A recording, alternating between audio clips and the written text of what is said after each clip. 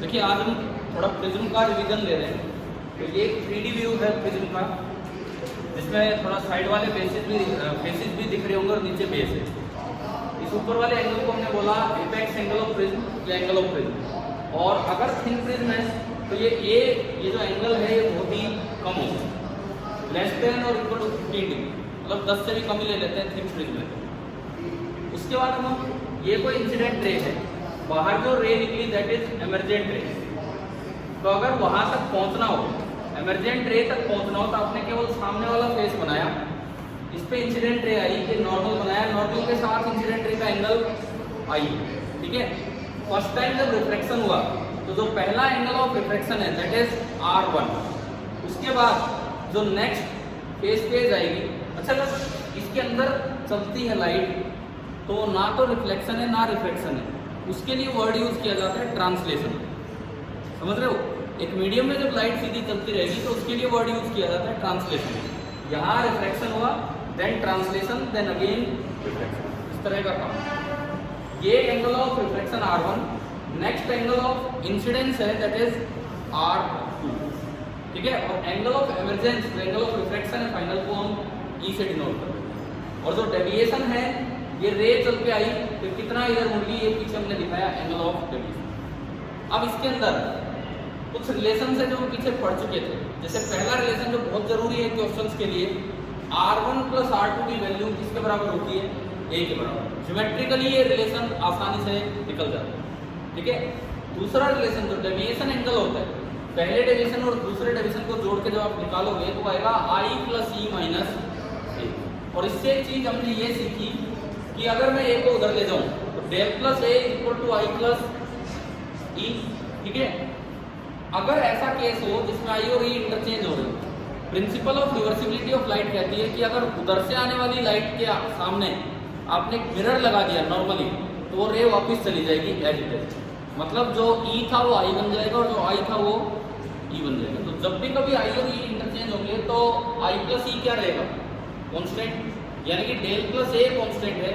और अगर A constant है तो डेविएशन भी क्या हो जाएगा उन दोनों के बीच। क्लियर है, केवल इतनी सी बात पे भी क्वेश्चन कैसे बन के आ जाते हैं। देखिए किस तरह से पूछ लिया जाता है।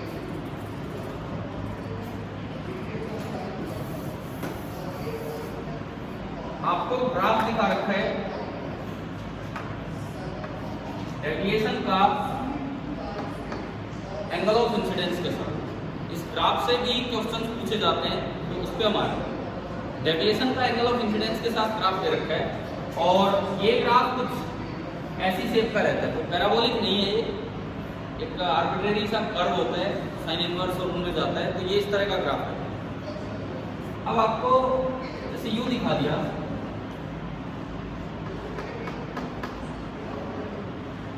ये 10 डिग्री,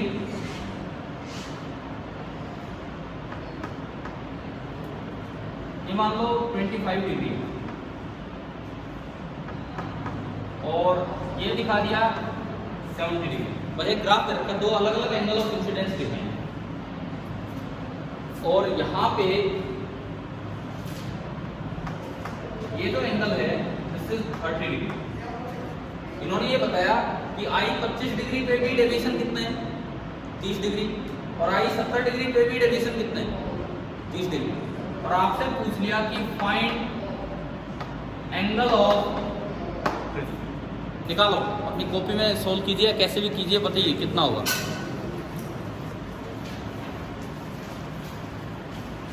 एंगल ऑफ प्रिज्म आपको निकालना है। 65 कैसे, आंसर आप दे रहे हो 65 डिग्री, कैसे? ये I दे रखा है 25, एक बार I दे रखा है 70। हाँ देखो कैसे पता लग रहा है, क्या इन दोनों एंगल ऑफ इंसिडेंस पे डेविएशन सेम है? तो डेविएशन सेम कब होता है, अभी हमने पढ़ा जब I और E क्या हो, इंटरचेंज। इसका आपको खुद अंदाजा लगाना है कि जब I 25 डिग्री है तो E कितना मिलेगा, 70 डिग्री, और जब I 70 डिग्री है तो E कितना मिलेगा, 25 डिग्री। तो I प्लस E दोनों में कितना आ गया, 95। I plus E is coming out to be 95, तो deviation plus A is equal to 95 degree, और A आपको निकालना है और इस जगह डेविएशन कितना है 30 डिग्री। तो यहाँ से जो A आ गया that is 95 minus 30, angle of prism कितना हो जाएगा 65। थिक प्रिज्म है कि थिक प्रिज्म, ठीक है, तो काफी थिक हो गया 65 डिग्री।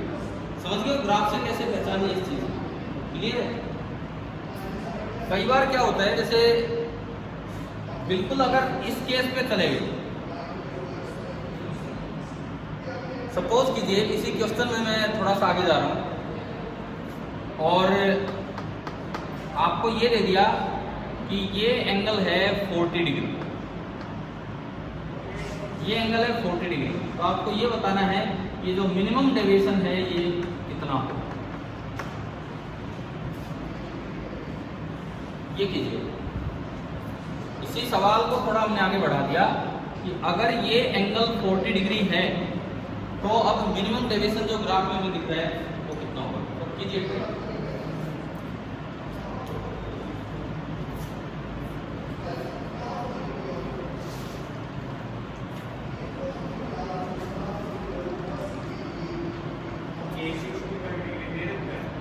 वही सवाल कंटिन्यू हुआ है, मीन्स नहीं भी दे रखा तो हम निकाल ले लेंगे क्या यहाँ से, समझ रहे हो।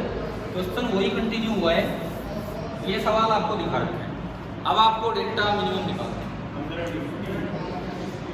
पहले तो आपने ए निकाला, अभी जैसे निकाला था, ए कितना आया 65। ए नहीं पूछा हमसे क्वेश्चन में अब, लेकिन हमने ए निकाल लिया। पीछे वही, पीछे सुनो, मास्क नीचे करके हंस रहे हैं, फिर मास्क लगा लिया, क्या कर रहे हो पीछे दोनों। इधर देखिए, यहाँ पे आपने ए निकाला तो ए कितना निकल के आया था 65 डिग्री, ठीक है। अब आपने जब बिल्कुल इस जगह आते हो, मिनिमम डेविएशन पे अगर आपको ध्यान हो, जितना आई होता है उतना ही ई, याद है। इसका मतलब इस जगह आई भी 40 डिग्री है, ई भी 40 डिग्री है, तो आपको डेविएशन मिनिमम निकालना है। फॉर्मूला लगाया, deviation minimum is equal to I plus E minus A. अब ये था नहीं तो हमने पहले के तरीके से निकाल लिया। 80 माइनस 65 कितना आ गया 15। तो ग्राफ बेस्ड किस तरह से क्वेश्चन आ सकते हैं, समझ गए हो। डेविएशन का ग्राफ एक काफी इंपॉर्टेंट ग्राफ होता है यहाँ पे, अगर देखा जाए तो इस पर कैसा भी ऐसा कुछ सवाल बना के दिया जा सकता है, क्लियर है। पीछे जब लेक्चर्स हुए थे ना एक दिन, मुझे अभी ध्यान नहीं है बट आप देखोगे, एक क्वेश्चन था जो मैंने आपको दो तरीके से करके दिखाया था। ग्राफ बेस्ड ही क्वेश्चन था, दो तरीके से करके दिखाया था। एक में आंसर अलग आता है, एक में आंसर अलग आता है। फिर आपसे पूछा था बताओ कौन सा मेथड सही है और किस में क्या गलत है। नहीं ध्यान हो तो वो पुराने वीडियो लेक्चर में आप देख सकते हो, जो ग्राफ वाला काम जहाँ भी है, ठीक है। काफ़ी चांसेस हैं कि इस तरह का कोई सवाल आपसे पूछ ले, क्लियर है, ठीक है।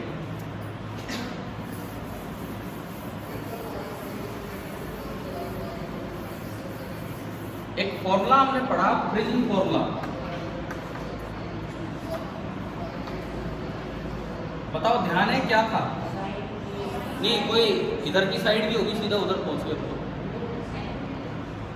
Refractive index of prism upon refractive index of surrounding, this is equal to क्या था बताओ, ऊपर क्या, sine of A plus delta minimum, जिसको हम डीएम भी बोल देते थे, by 2 upon sine of A by. अब पिछला क्वेश्चन अभी आया, उसमें एक और स्टेप आ जाए, देखो पहले मैंने ये निकलवा है, फिर आपसे डेल्टा मिनिमम निकल रहा है। अब पूछ ले कि वो प्रिज्म एयर में रखा है, नहीं भी दिया हो तो हम एयर में मानते ही हैं, तो आपको उसका रिफ्रैक्टिव इंडेक्स निकालना है, उस प्रिज्म का रिफ्रैक्टिव इंडेक्स निकालना है कितना है। अभी जो क्वेश्चन है जस्ट एक और वैल्यू पुट करके देखिए क्या हो रहा है, क्या साइन वाइन में आंसर छोड़ सकते हैं।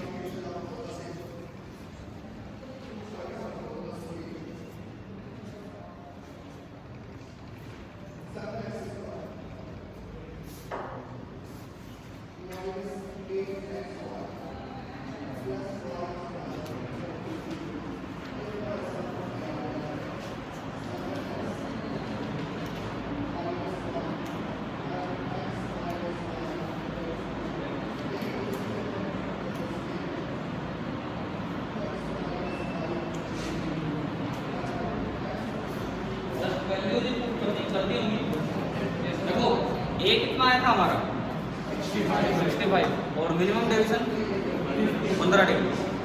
65 प्लस 15 80/2 40। ऊपर तो आ गया साइन 40 डिग्री और नीचे साइन 65/2।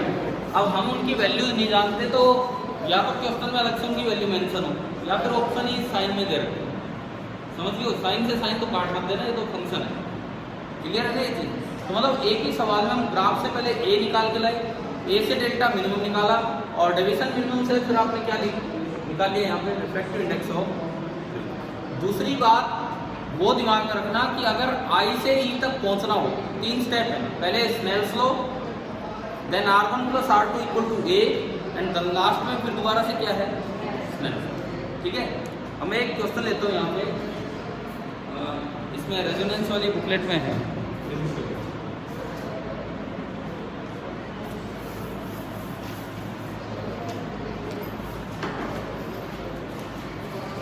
इसमें एक प्रिज्म बना रखा है,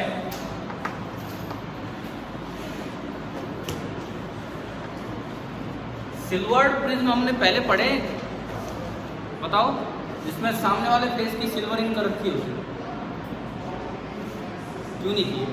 पीछे एक बार मैं आपको सवाल करवा चुका जिसमें सामने तो सिल्वरिंग की वजह से रिफ्लेक्शन हुआ था और वापस आते समय TIR की वजह से रिफ्लेक्शन हुआ था और वो फिर वो बेस के नीचे से निकल गया था परपेंडिकुलर। किया था कि नहीं? ठीक है, तो अब इस क्वेश्चन में देखते हैं क्या है, सुनिए। A ray of light falls on a prism having one silvered surface. ये सिल्वर्ड सरफेस दी गई है at an incident angle of 45 degree.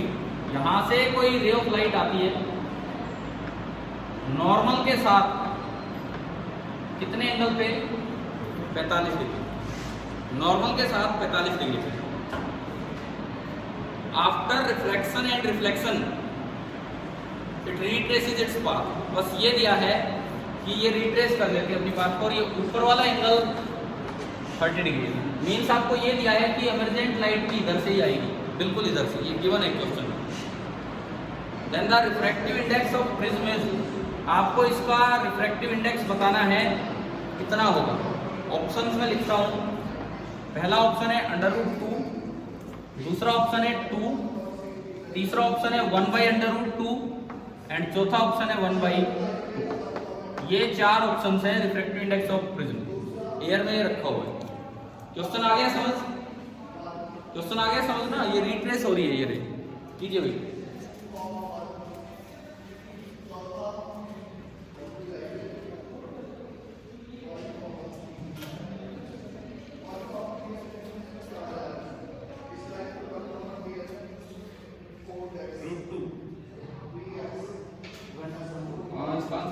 ए क्या है? ए ऑप्शन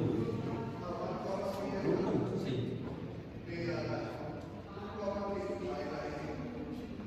आंसर है ए। कीजिए आप ट्राई।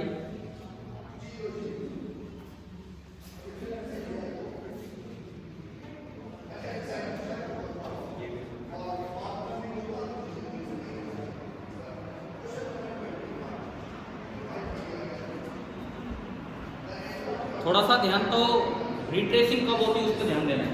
रिट्रेसिंग हमेशा कब होगी? जब सामने वाले मिरर पे रे कैसे जाके टकराए? नॉर्मली। जब भी सामने वाले मिरर पे रे नॉर्मली टकराएंगी तो लाइट रे अपने आप को रिट्रेस करेगी। ठीक है, तो यहाँ मिरर कैसा है? प्लेन मिरर पे तो नॉर्मल सीधा ही होता है, परपेंडिकुलर। तो आपको क्या करना है कि ये रे ऐसे बना देनी। अगर ये रे ऐसे चलेगी तो फाइनली अपने आप रिट्रेस होके वापस आ जाएगी। बस इतना सही है। और अब मुझे एन निकालना है, तो क्या मैं ये एंगल ढूंढ के ला सकता हूँ क्या? ये वाला एंगल कितना? ये एंगल देखो, ये 90, ये 30, तो ये कितना? 60 हो गया। तो नॉर्मल के साथ ये एंगल कितना? 30 डिग्री।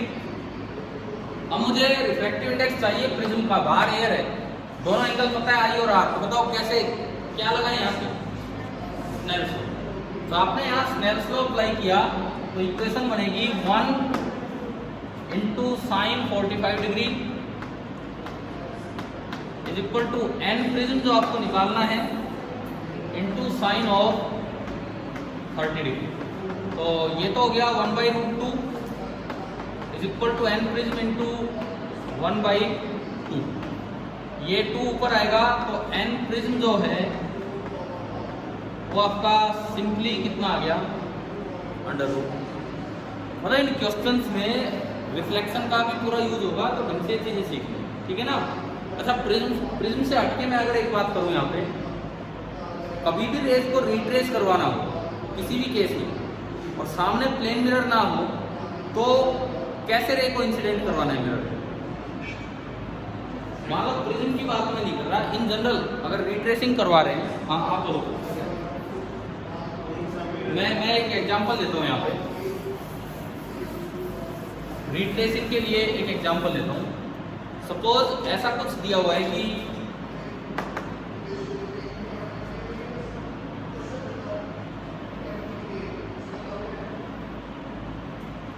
ये कोई प्रिज्म था, ठीक है। फाइनली कुछ दूरी पे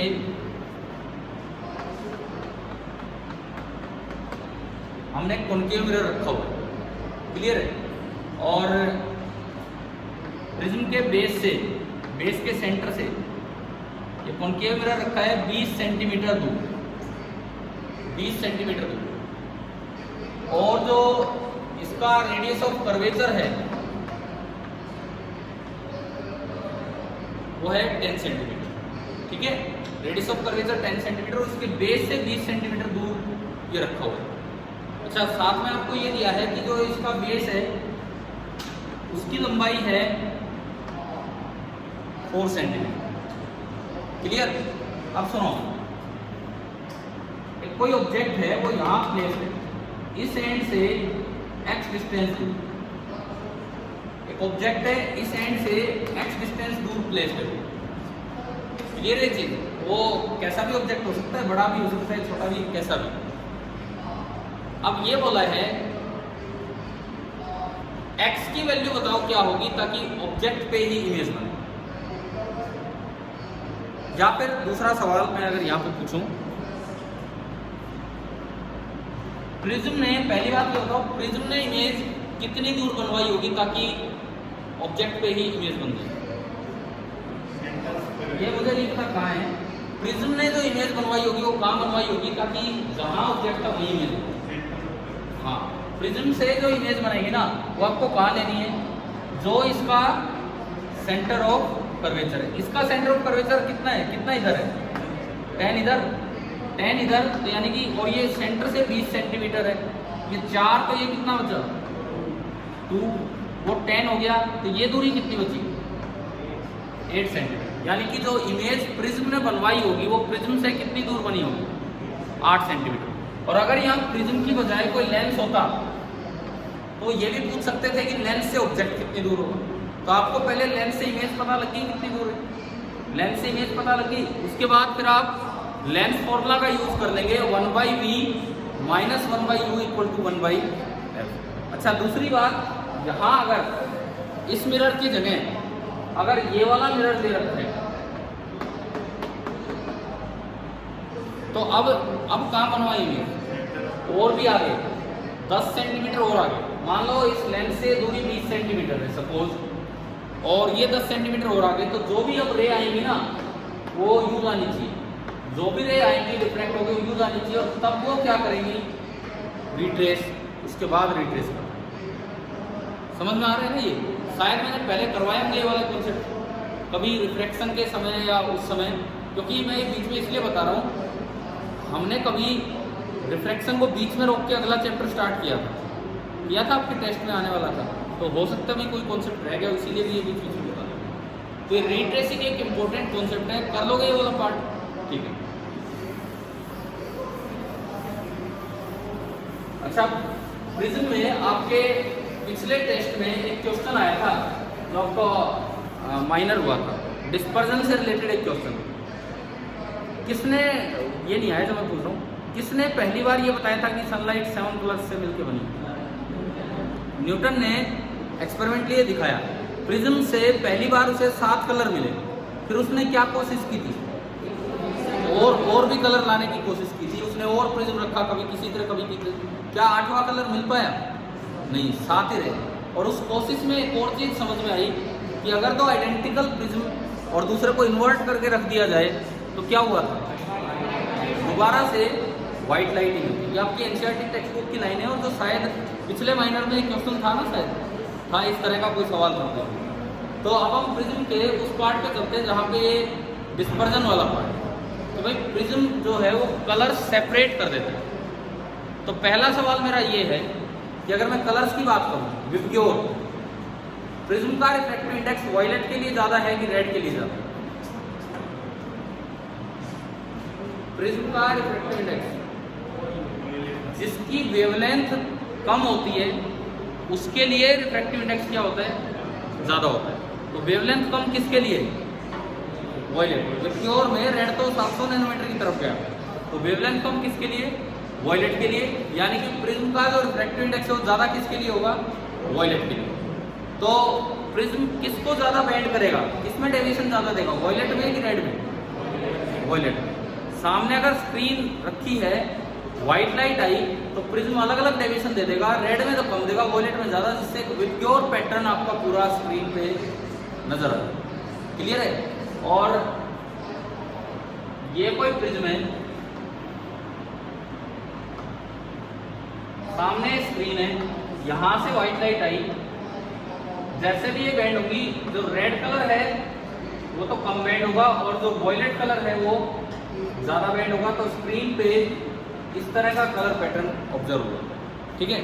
अगर बिल्कुल ऐसा ही आइडेंटिकल प्रिज्म, ये भी क्राउन ग्लास, अगला भी क्राउन ग्लास, और इन्वर्ट करके रख दिया तो क्या मिलेगा बाहर? फिर दोबारा से व्हाइट लाइट, ना कोई डिस्पर्जन होगा ना कोई डेविएशन होगा, जस्ट एक स्मॉल शिफ्टिंग होगी, एक स्मॉल शिफ्टिंग होगी, लेकिन पैरेलल व्हाइट लाइट बाहर मिलेगी। अच्छा, इसमें 2 टॉपिक हमने और भी पढ़े हुए जो आपको रिवाइज कर लेना चाहिए, dispersion without deviation and deviation without dispersion. तो कितने बच्चों को ध्यान है कि पढ़ाए थे पहले? मतलब मैं ये नहीं कह रहा फॉर्मूले याद है, ध्यान है कि हाँ ये टॉपिक पढ़ाए थे। ठीक है? जिन्होंने नहीं पढ़े हैं कम से कम, क्योंकि प्रिज्म का टेस्ट है अगला, तो ये डिस्पर्जन विदाउट डेविएशन और डेविएशन विदाउट डिस्पर्जन वाले क्वेश्चंस भी अपने याद करके रखें। अब बात ये आती है कि अगर थिन प्रिज्म हो, ठीक है, ये सब तो हो जाएगा, थिन प्रिज्म हो तो उसमें क्या कुछ स्पेशल है जो औरों में हम नहीं कर पाते। जैसे आपने प्रिज्म फॉर्मूला पढ़ा, आपने प्रिज्म फॉर्मूला पढ़ा कि रिफ्रैक्टिव इंडेक्स ऑफ प्रिज्म, अगर थिन प्रिज्म हो तो मैं साइन थीटा को नियरली क्या लिख सकता हूँ? थीटा। तो इसका भी ऊपर साइन हटा सकते हैं और वो बन जाएगा a प्लस dm/2, और नीचे क्या था? a/2 से 2 कैंसिल आउट हो गया, तो n prism into a is equal to a plus delta minimum. और ये हमारे पास एक फॉर्मूला आ जाता है कि delta minimum is equal to n prism minus 1 into a। पढ़ा हुआ ये फॉर्मूला। अब ये ध्यान रखो, अगर थिन प्रिज्म है ना और डेविएशन भी पूछा है तो आप ये मिनिमम ही निकाल लिया है, क्योंकि कारण है थिन प्रिज्म में बहुत बड़ा डेविएशन होता नहीं है, तो जो मिनिमम वैल्यू होगी ऑलमोस्ट उतने ही डेविएशन और केसेस में भी। क्लियर है? थिन प्रिज्म में अगर आपसे डेविएशन पूछा गया है तो आप यही फॉर्मूला लगाएंगे जिसने मिनिमम डेविएशन लिखा हो, चाहे मिनिमम डेविएशन ना हो। क्लियर?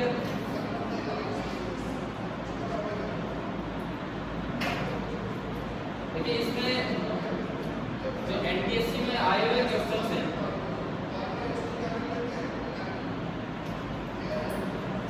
उसमें से मैं लेता हूँ मैथ्स का following.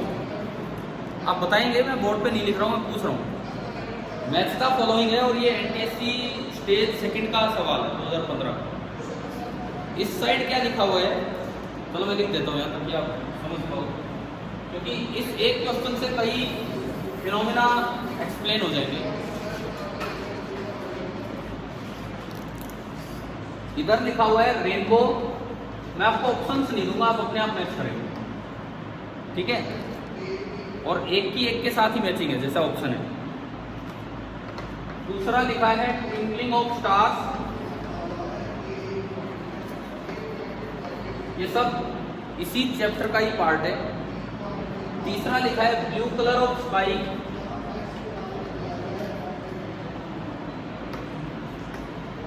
Blue colour of sky.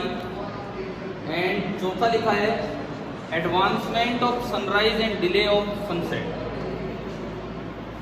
मैं इसको ऐसे लिख देता हूं, advance sunrise and delayed sunset. आप बताओ क्या ये चारों टॉपिक इसी चैप्टर के हैं कि नहीं? ठीक है, अब ये एक क्वेश्चन में समेट दिया इन्होंने। और इधर लिखा है रीजन, इस साइड में रीजन दिया है, उधर फिनोमिना, इधर रीजन। अब इधर के ऑप्शन है स्कैटरिंग ऑफ लाइट, इधर के जो ऑप्शंस में लिख रहा हूं that is scattering of light. Second option dispersion of light, scattering of light, then dispersion of light. Third option fluctuation of refractive index, fluctuation of refractive index, and fourth option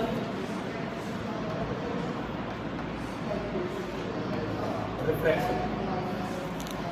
आप इनमें आराम से सोच समझ के देखिए और मैचिंग करने की कोशिश कीजिए कि कौन किसके साथ है। ऑप्शन बोलने की जरूरत नहीं, आप इसमें देख सकते हो।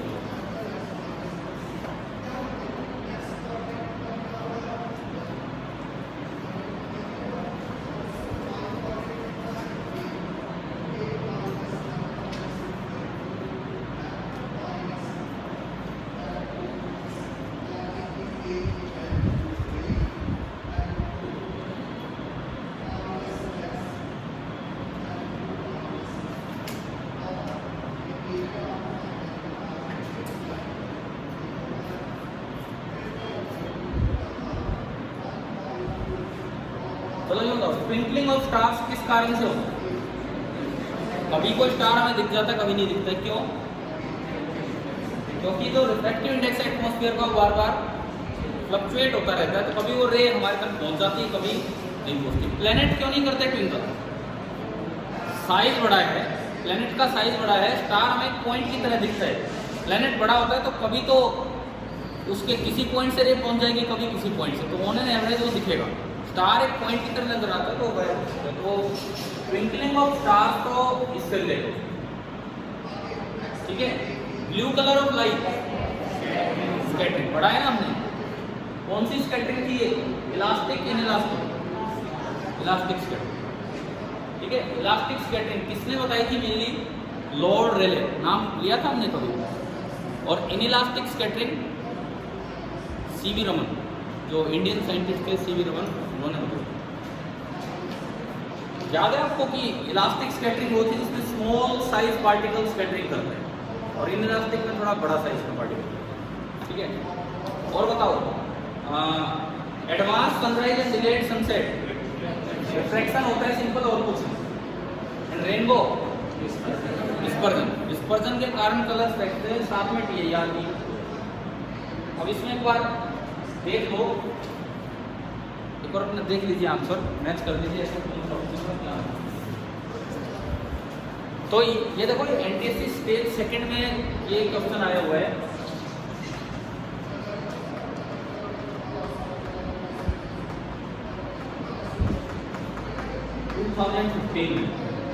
तो एक आसान थ्योरेटिकल क्वेश्चन है ये। अगर आपको कॉन्सेप्ट्स की जानकारी है तो ये सवाल वहाँ पे हो जाए। कभी स्टेज सेकंड में आ गया, फर्स्ट में भी आ सकता है इस तरह से। हाँ भाई, मैच हो गया आपका।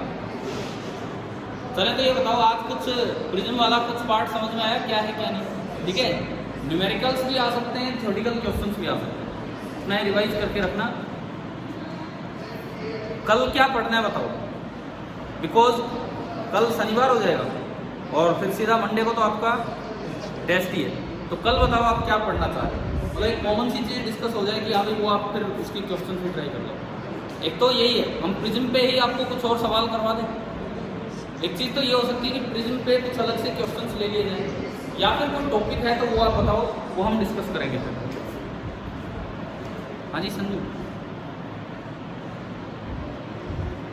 बोल रहे हो? चलिए ठीक है, कल देखते हैं फिर आगे। ठीक है, थैंक यू।